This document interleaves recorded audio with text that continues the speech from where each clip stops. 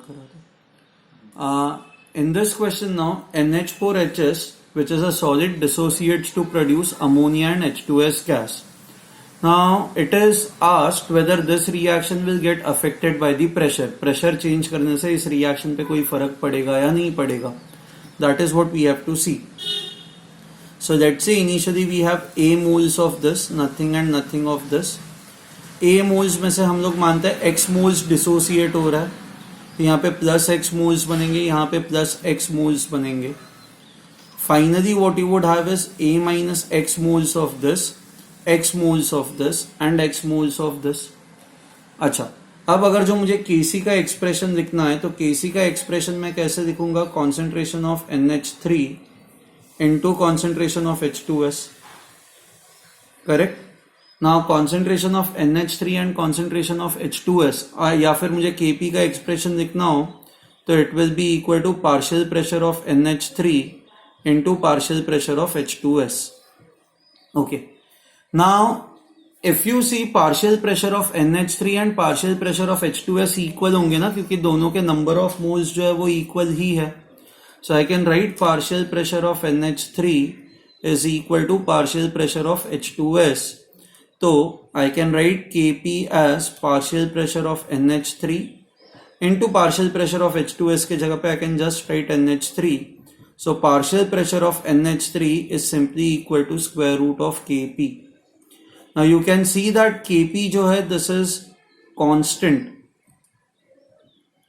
at a constant temperature. तो आप pressure change करोगे तो भी इस पे फर्क नहीं पड़ेगा, इस पे नहीं फर्क पड़ेगा तो पार्शियल प्रेशर ऑफ NH3 पे कोई फर्क नहीं पड़ेगा, पार्शियल प्रेशर ऑफ NH3 पे कोई फर्क नहीं पड़ेगा, तो number of moles of NH3 would remain same. So basically this equilibrium will not get affected by total pressure. Total pressure से इस इक्विलिब्रियम पे कोई फर्क नहीं पड़ेगा. सेम लॉजिक से हम लोग Kc को यूज करके भी ये कर सकते हैं. Number of moles of NH3 into H2S, that is दोनों का कॉन्सेंट्रेशन इक्वल होगा ना, क्योंकि दोनों के नंबर ऑफ मोल्स इक्वल है. NH3, so this is equal to x square by v square. This is Kc, so x becomes equal to Kc into v square, इसका square root. So this is v into Kc. Now as long as आप लोग आपका volume change नहीं कर रहे, if you do not change your volume, okay, so आप pressure कैसे change कर सकते हो? You can change pressure by adding inert gas. आप टोटल प्रेशर चेंज करने के लिए आप इनर्ट गैस ऐड कर सकते हो ना, जिससे टोटल प्रेशर इंक्रीज होगा. बट अगर जो आपका वॉल्यूम कांस्टेंट है, if your volume is not changing, this is anyway constant, तो एक्स विल रिमेन कांस्टेंट. ठीक है, इस पूरे प्रीमाइस में हम लोग ये मान के चल रहे हैं कि वॉल्यूम चेंज नहीं हो रहा है. जिस कंटेनर के अंदर ये रिएक्शन हो रहा है उस कंटेनर का वॉल्यूम इज नॉट चेंजिंग.